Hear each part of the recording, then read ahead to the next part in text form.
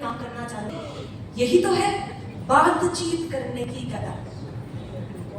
RCM की बहुत सारी खूबियां हैं, उनमें से एक खूबी ये है कि आपको स्किल इतनी भर भर के सिखा देता है आरसीएम, जो कभी भी कोई कंपनी जॉब आपको सिखा नहीं सकती। आरसीएम बातचीत करने का प्लेटफॉर्म है। बातचीत रिलेशनशिप करने से ही होती है आरसीएम में काम ग्रोथ। बीच बीच में पता नहीं कैसे पता, मतलब आपने देखा है इतनी देर से मेरे पापा को आप लोग सुन रहे थे, कितने अच्छे स्टेज के वक्ता है ना, वक्ता अच्छे है ना, स्टेज पे आते हैं एकदम धमाका मचा देते हैं, आवाज तेज, आवाज बुलंद, बॉडी पोस्चर एकदम मिनिमल और इंपैक्टफुल, राइट?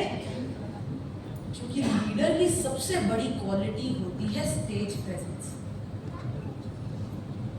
आप में से बहुत सारे लोग कई बार स्टेज पे नहीं आए होंगे, और अगर स्टेज पे भी आए होंगे तो आपके पांव ऐसे कांपते हैं, बोलने में ही डर लगता है, आवाज शेक होती है।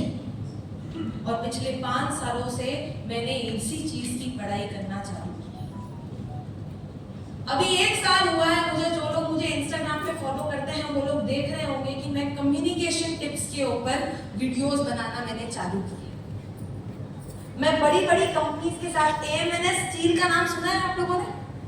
स्टील मैन्युफैक्चरिंग में बहुत बड़ी कंपनी है। मैं उनकी भी पब्लिक स्पीकिंग कोच अभी, क्योंकि एकेडमी चालू की है मैंने, तो उनकी भी बनती जा रही है। ये कला मैंने आरसीएम से सीखी, क्योंकि आरसीएम सिर्फ एक चीज नहीं देती आपको, बहुत सारी चीजें एक साथ। जब मैं रिसर्च करने लगी ना इसके बारे में कि लोगों के हाथ पांव क्यों कांपते हैं, लोग जब भी स्टेज पे आते हैं भले अंदर से कॉन्फिडेंट फील कर रहे हैं, पर बाहर जैसे बोलने जाते हैं तो क्यों घबरा जाते हैं। ये बहुत बड़ी स्टडी है। हमें ऐसा लगता है कि कॉन्फिडेंस सबको पता है क्या होता है, समझ में आ रही बात?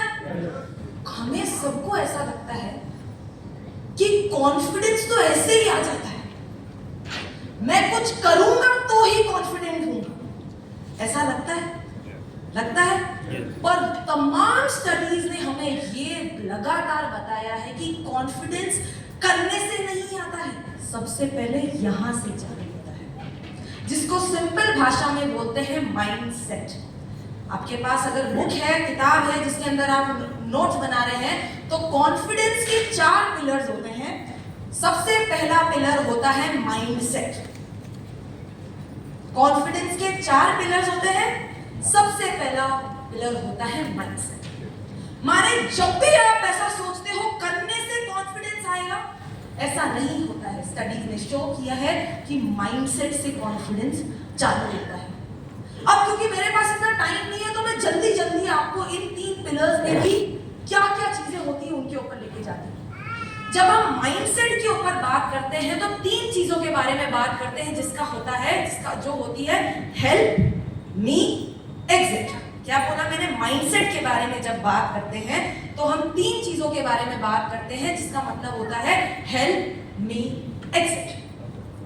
हमको कई बार स्टेज पे आने से डर लगता है, लोगों के पास जाके बात करने से डर इसलिए लगता है क्योंकि हम लगातार अपने बारे में सोचते हैं। क्या बोला मैंने?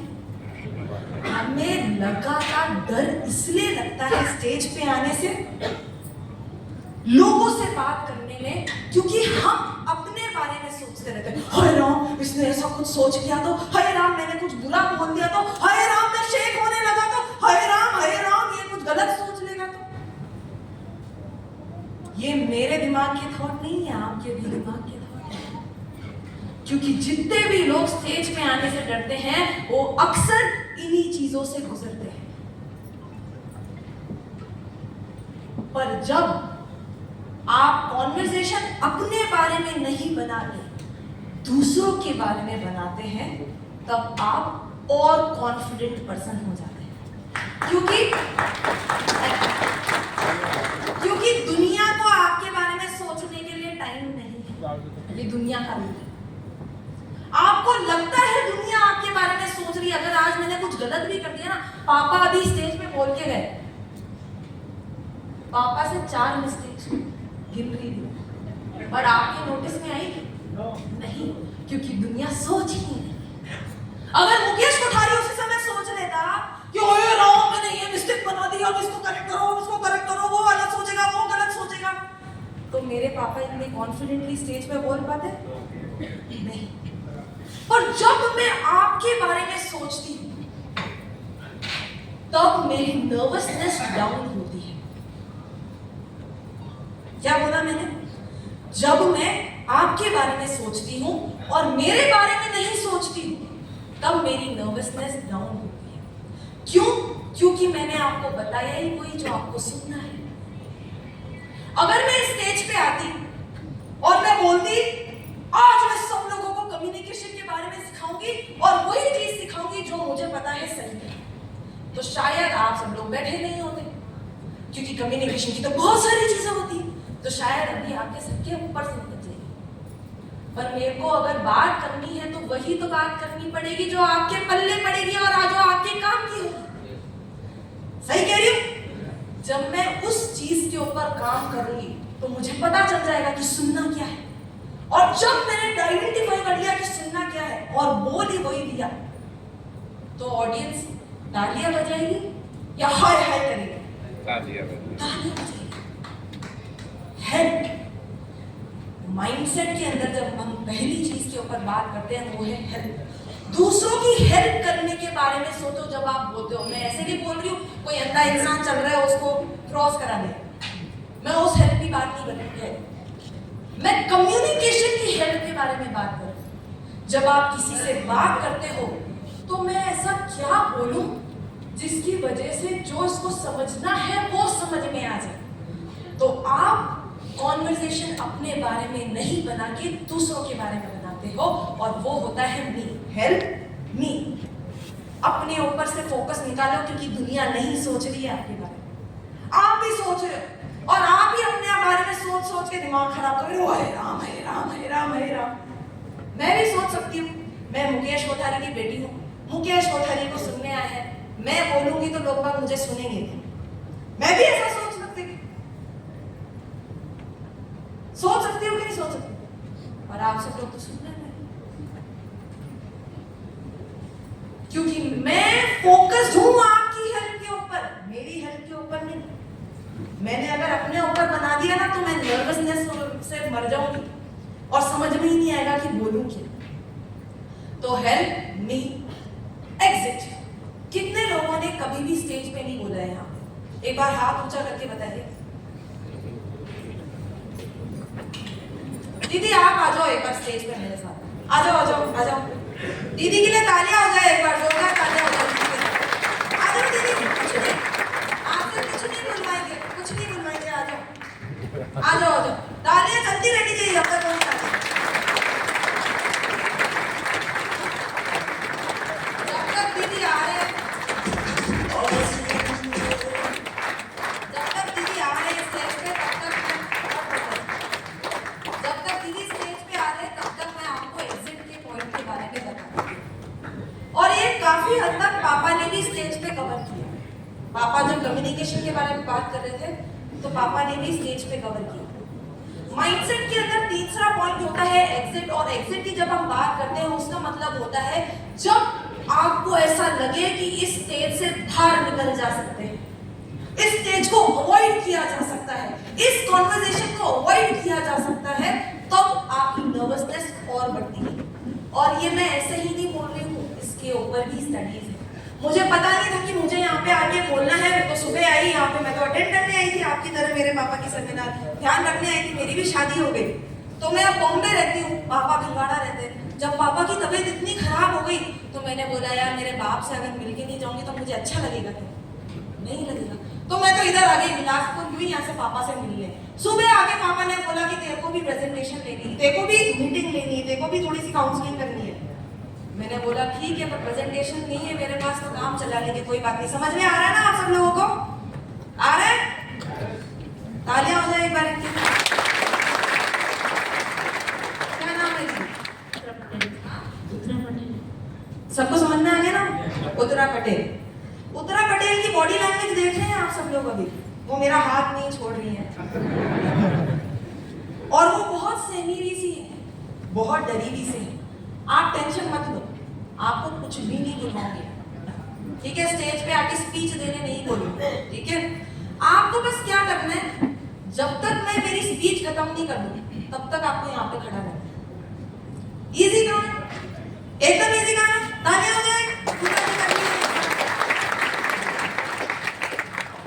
अभी एक जना फोटो निकाल के देख लो इनकी, आधे घंटे बाद ये सबको बोलोगी टाइटर खिस तेरी ते तू भाड़ में जा, मेरे को तेरा लेना देना ही नहीं है, क्योंकि इनके दिमाग में मैंने फिट कर दिया है 30 मिनट तक यहीं पे खड़ा।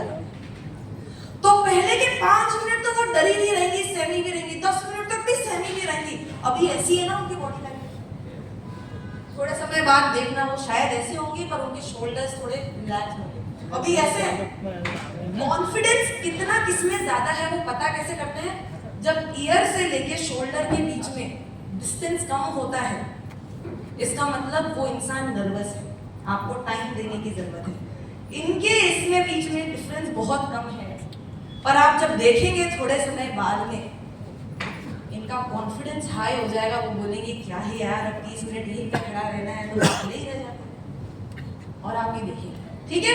थोड़ा पीछे हो जाइए आप, उत्तरा जी बैठना है तो बैठ लीजिए, है ना, मेरे को कोई प्रॉब्लम नहीं है। जब जब आपको ऐसा लगता है कि आप इस रूम से बाहर निकल सकते हैं, आप इस डायरेक्शन से निकल बाहर सकते हैं, आप इस डायरेक्शन से बाहर निकल सकते हैं, आप इस कॉन्वर्सेशन से बाहर निकल सकते हैं। आजकल कुछ बच्चे इंटरव्यू के लिए बैठते हैं स्कूल में, जॉब्स के लिए, उस जॉब के इंटरव्यू से बाहर निकला जा सकता है, तब आपकी नर्वसनेस बढ़ती है। पर जब आपको बता दिया जाए कि ये तो करना ही है और ये तो हो गए, तो आपका दिमाग क्या रजिस्टर करता है कि अब चलो भाई करना ही है तो करिए। इसलिए जब भी माइंडसेट की बात करते हैं तो हेल्प मी एग्जिट, क्या बोला मैंने? Help me exit. कॉन्फिडेंस का दूसरा पिलर होता है एक्शन। कॉन्फिडेंस का दूसरा पिलर होता है एक्शन। माने एक बार हमने हमारे माइंडसेट में वो डर्ट निकाल दी कि ये इंसान मेरे बारे में सोच रहा है, मैं क्या बोलूं, मैं क्या करूं, हमने हमारे से कॉन्वर्सेशन हटा दी, माइंडसेट चेंज हो गया। अब हमको हमारे एक्शंस में चेंज लाना पड़ेगा और इस चेंज से ही कॉन्फिडेंस डिपिक्ट होता है। अभी तो माइंडसेट में था, अब हम लोग प्रेजेंट करेंगे, ठीक है? और एक्शन में सबसे पहली चीज होती है वो ये है कि जानना कि मेरे को ट्रिगर क्या करता है। माने जब मैं लोगों से बात करती हूँ तब मुझे किस चीज से घबराहट होती है, ये जानना 50% सॉल्यूशन है आपका। इसको इंग्लिश हिंदी में क्या बोलते हैं मुझे पता नहीं, पर ट्रिगर्स जानना, ट्रिगर को आप समझा सकते हैं कौन ट्रिगर क्या होता है? ये बस जानना कि मुझे डर क्यों लगता है। मुझे अच्छे से पता है कि मुझे डर इसलिए लगता है जब मेरे पापा सामने होते हैं तो मुझे ऐसा लगता है कि मेरे से ज्यादा जानने वाले इंसान के सामने मैं बोल रही हूँ, तो मुझे उस चीज से डर लगता है। तो जब मुझे पता चल गया कि मुझे इस चीज से डर लगता है तो मैं उस चीज के ऊपर काम कर सकती हूँ, राइट? और अगर मुझे पता ही नहीं चले कि मुझे डर किस चीज से लग रहा है तो मैं उस चीज के ऊपर कभी काम कर ही नहीं पाऊंगी। इसको बोलते हैं आइडेंटिफिकेशन ऑफ ट्रिगर, कि मुझे किस चीज से ट्रिगर हो रहा है, किस चीज से मैं डर रही हूं, उसका पता लगाना। दूसरी चीज उसके ऊपर होती है वो है ब्रीदिंग। आप अपनी ब्रीदिंग के ऊपर काम करते हैं। देखिए जब कोई इंसान नर्वस होता है ना, आपने भी अपने साथ नोटिस किया होगा कि आपकी बॉडी शेक हो रही है, या तो सुसु बहुत जाना पड़ता है, होता है, या फिर ऐसे शेक होते हैं, ऐसे घबराते हैं, या फिर जब बोलते हैं तो आवाज हकलाती है, होता है ऐसा। ऐसा इसलिए होता है क्योंकि हमने पहले कभी स्टेज पे बोला नहीं, तो हमारी हैबिट किस चीज की है? स्टेज पे नहीं बोलने की। जब पहली बार आप किसी चीज को करते हैं तो आपकी बॉडी में एक हार्मोन निकलता है जिसका नाम है एड्रेनलिन। सुना होगा आप लोगों ने ना? जो वो एड्रेनलिन है ना, वो आपकी बॉडी को किस तरह रजिस्टर करता है, उस फियर को, फ्लाइट और फ्लाइट। उसको लगता है कि क्योंकि ये पहली बार कर रहा है तो दिमाग एकदम से कंट्रोल में आ जाता है, एकदम से नर्वसनेस हो जाता है और पूरी बॉडी में एड्रेनलिन भेजने लगता है। जब वो पूरी बॉडी में एड्रेनलिन चला जाता है ना, इसलिए आपकी बॉडी शेक होती है, क्योंकि एड्रेनलिन एक्सेसिव एनर्जी है। आपकी बॉडी को जो एनर्जी रिक्वायर्ड नहीं है ना, उससे ज्यादा एनर्जी आपकी बॉडी में होने लगती है, क्योंकि हार्मोन आपकी बॉडी में रन कर रहा है जो आपको नर्वस बना रहा है।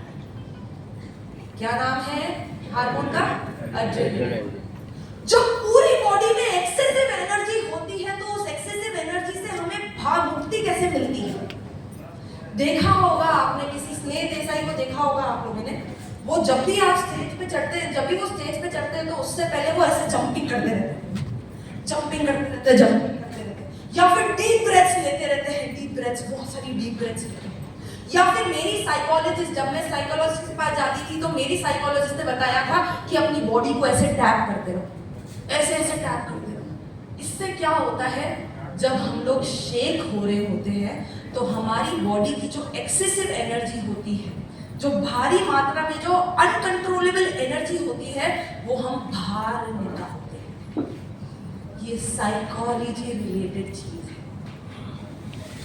ये दिमाग के डॉक्टर वाली चीज नहीं बोल रही मैं, ये आपकी नर्वस एनर्जी को मेंटेन करने के लिए बोल रही हूँ। मुझे पता नहीं कि मैं यहाँ पे बैठी हुई थी, आप में से कितने लोगों ने देखा होगा, मैम ने देखा होगा, पर जस्ट जाने से पहले मैं पूरी समय ये कर रही थी, क्योंकि मुझे डर लग रहा था। मैंने पहली बार ये टॉपिक आरसीएम के ग्रुप में लिया है। मैं बोलती हूँ ये सारा टॉपिक मैं इंग्लिश में लेती हूँ, और हिंदी में लेना मेरे लिए एक चैलेंज है, तो मैं इसलिए नर्वस थी, तो मैं पूरे समय ये करती हूँ। आपकी बॉडी में 5 पॉइंट्स होते हैं, और उन 5 पॉइंट्स के ऊपर अगर आप लगातार टैप करते हैं, कौन कौन से पॉइंट होते हैं? एक तो ये, सबसे पहले सब लोग करो मेरे साथ, ऐसे लो, 1 2 3 4 5, 1 2 3 4 5, 1 2 3 4 5, 1 2 3 4 5, 1 2 3 4 5, 1 2 3 4 5।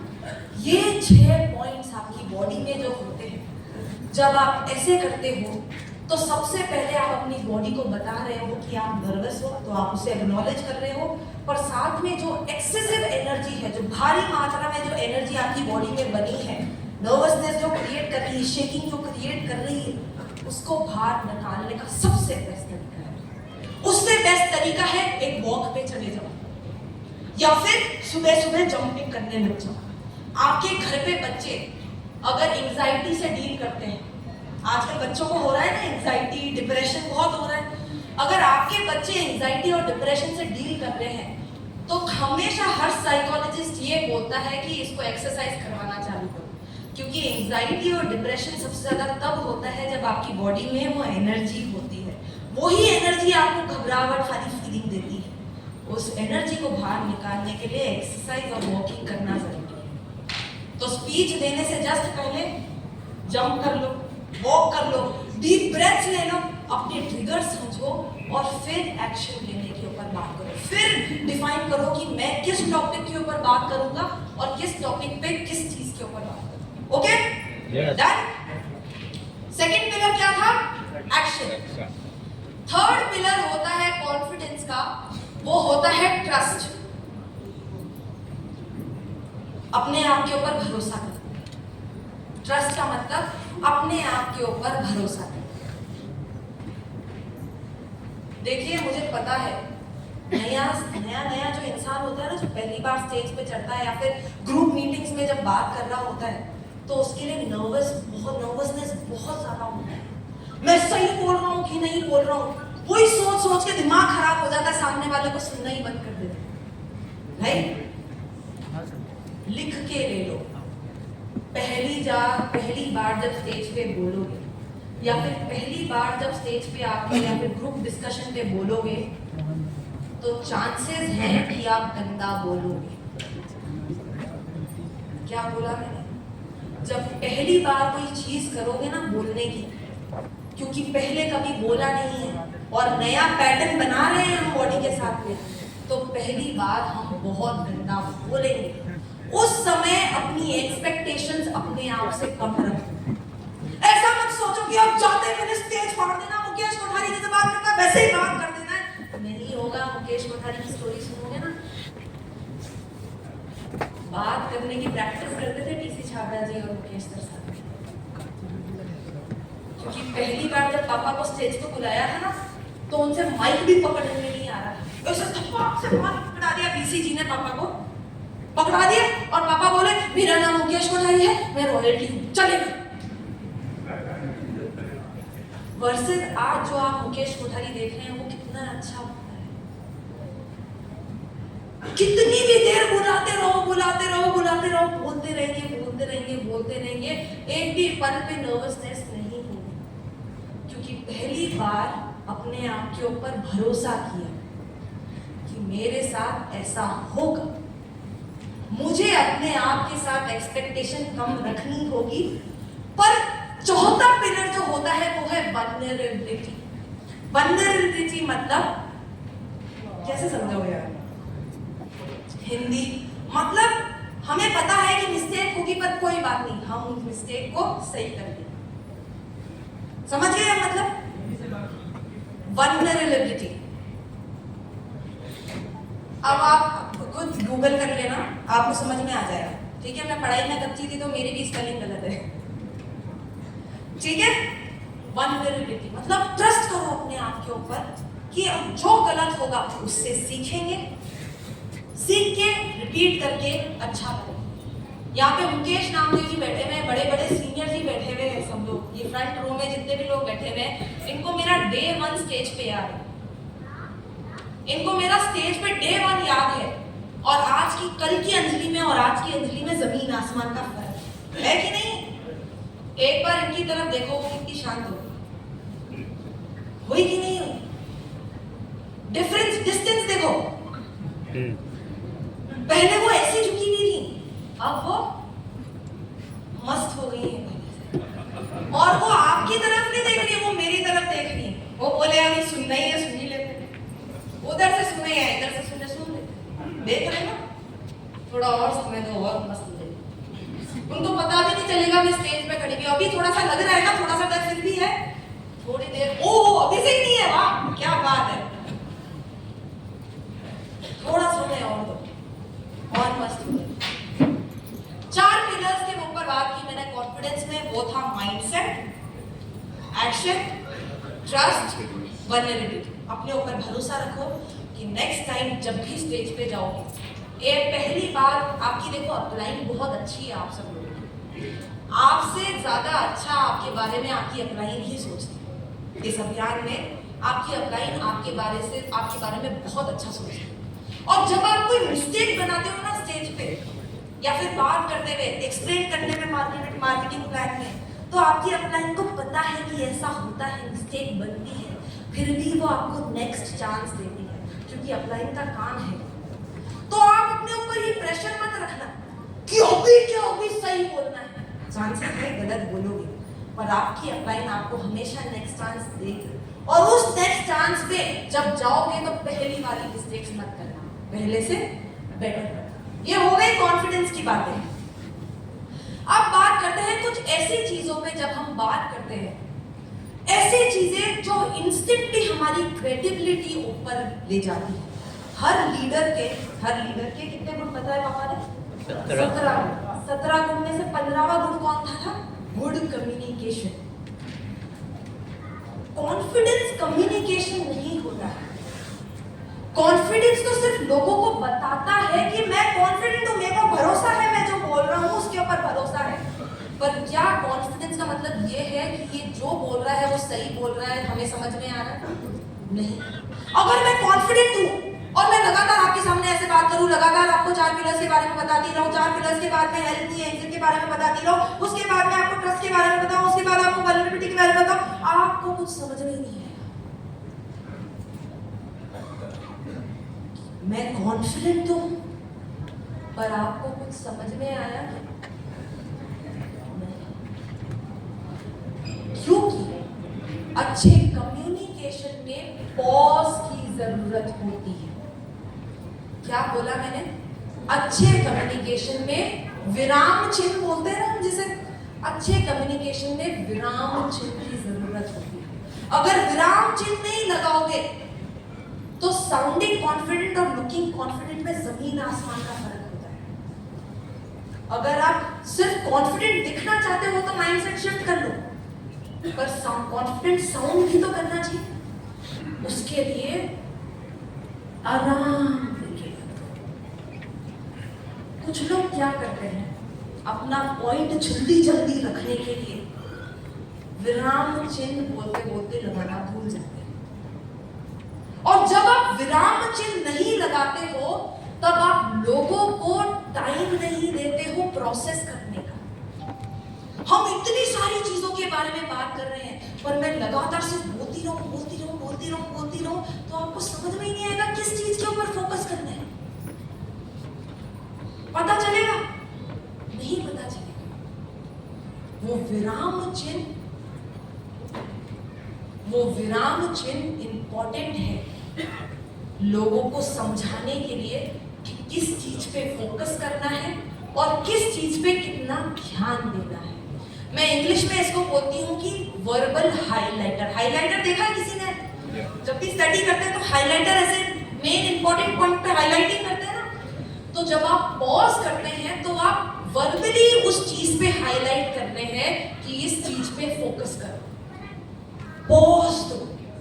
जब आप पॉज देते हो तो दूसरे वाले को टाइम देते हो समझने का, और खुद भी अपने आप को टाइम देते हो सोच के समझ के बोलने का। कई बार क्या होता है, थैंक यू सो मच, कई बार क्या होता है तुरंत किसी ने क्वेश्चन पूछा तुरंत जवाब दे देते। हमें लगता है अच्छा वक्ता वही होता है, अच्छा लीडर वही होता है, तुरंत पूछा जवाब ये ना।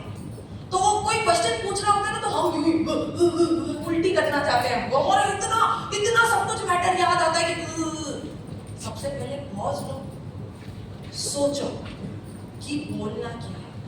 अगर वो पॉज नहीं लोगे तो आपको पता नहीं चलेगा कि बोला क्या। जब हम पॉज लेते हैं तो हमारे दिमाग में बहुत सारा कचरा चल रहा होता है, और जब कचरे को पॉज दे देते हैं तो हम अपने लिए एक फनल बना देते हैं। फनल देखा है? पेट्रोल डालते हुए फनल होता है। फनल कैसा होता है? ऐसा, उसके बाद सीधा ऐसा होता है। हमारा दिमाग में इतना सारा कचरा है जो इस फनल में है, और जब हम पॉज देते हैं तो इसको एक सीधी लाइन में ले आते हैं। क्या बोला मैंने? जब हम पॉज देते हैं हमारे पास होगा ना इतना सब कुछ बोलने का, एक पॉइंट, दूसरा पॉइंट, तीसरा पॉइंट, चौथा पॉइंट, पांचवा पॉइंट, छठा पॉइंट, इतनी सारी चीजें बोलने के लिए होती है, और हम एक ही पॉइंट को बार बार रिपीट करते जाते हैं। सामने वाले कंफ्यूज हो जाता है कि बोल क्या रहा है। एक ही चीज को बार बार क्यों रिपीट करें? वो इसलिए क्योंकि हम विराम चिन्ह नहीं दे रहे। दूसरी चीज जिसके ऊपर हमें ध्यान रखना है जब हम बात करते हैं, अपनी वॉइस का इस्तेमाल करते हैं, वो है वोकल रेंज का। क्या बोला मैंने? वोकल रेंज का। वोकल रेंज मतलब कितनी बार जब आप बात करते हो तो ऑडियंस को इधर लाते हो, फिर इधर लाते हो, इधर लाते हो, इधर लाते हो, इधर लाते हो, इधर लाते हो। हर रूम का वोकल रेंज अलग होता है। हर रूम का वोकल रेंज अलग होता है। जब आप लगातार इस जर्नी पे लोगों को ले जाते हो तो लोग आपकी बातें सुन के बोर नहीं होते। नहीं तो कई बार आप देखते होंगे स्टेज पे इतनी अच्छी स्पीच प्रिपेयर करके आए और ऐसे ही बोले जा रहे हैं। मैं आपको बताती हूँ, मेरा नाम अंजलि कोठारी है, मुकेश कोठारी की बेटी हूँ, अभी शादी हुई है, शादी के बाद अभी पहली बार सेमिनार लेने आई हूँ, सेमिनार के बाद अब मैं आज रांची जा रही हूँ, रांची से मेरी फ्लाइट है, मैं फ्लाइट लेके अपने हस्बैंड से मिलने जा रही हूँ, मैं हस्बैंड के साथ खाना खाऊंगी, खाने खाने के बाद हम लोग प्रॉब्ली ड्राइव पे जाएंगे। आपको कुछ समझ में नहीं? Boring story, boring story. मजा आया स्टोरी सुने? नहीं, क्योंकि मैंने आपको वो जर्नी पे नहीं ले गई, और यहीं पे आप सब लोग मिस्टेक करते हैं। आश्रम में जब भी मैं लोगों को बात करते हुए देखी ना तो अच्छे अच्छे लोग यही खो देते हैं लोगों, क्योंकि इतना इंटेलिजेंट इंसान पर अपनी बातों को इंटरेस्टिंग नहीं बना पा रहा। जोक मारना जरूरी नहीं है, लगातार इस जर्नी पे ले जाना जरूरी है। लगातार जब तेज आवाज करनी है तो तेज करो, पर जब सीरियस आवाज सीरियस चीजों के ऊपर बात करनी तो अपनी वॉइस को कम करो। जैसे एक मातम में गए, किसी की डेथ हो गई और आप वहां पे चिल्ला के बात करो तो सेंस बनेगा? नहीं बनेगा। हर रूम का एक वोकल रेंज होता है, आपको रूम को रीड करना है और रूम को रीड करके लोगों से बात करने की कला आनी चाहिए। और तीसरी चीज वो है वॉल्यूम। जैसे रेंज की हर जगह अलग अलग वॉल्यूम होती है, वैसे वॉल्यूम भी अलग अलग होती है। अब आप अपनी वॉल्यूम मेजरली 3 जगह से निकालते हैं। वो है अपना गला, चेस्ट और स्टमक।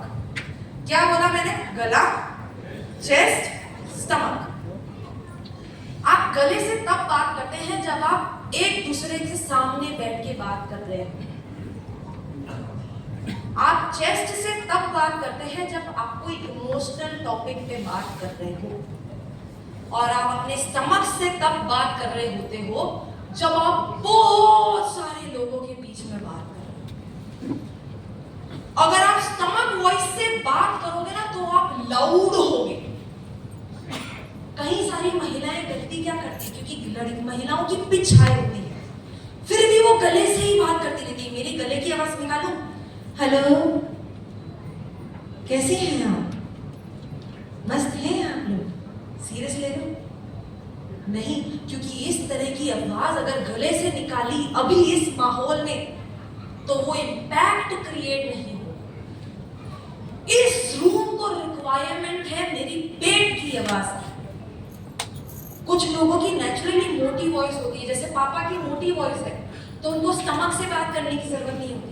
पर कुछ लोगों की आवाज तीखी होती है तो उनको स्टमक से बात करनी होती है।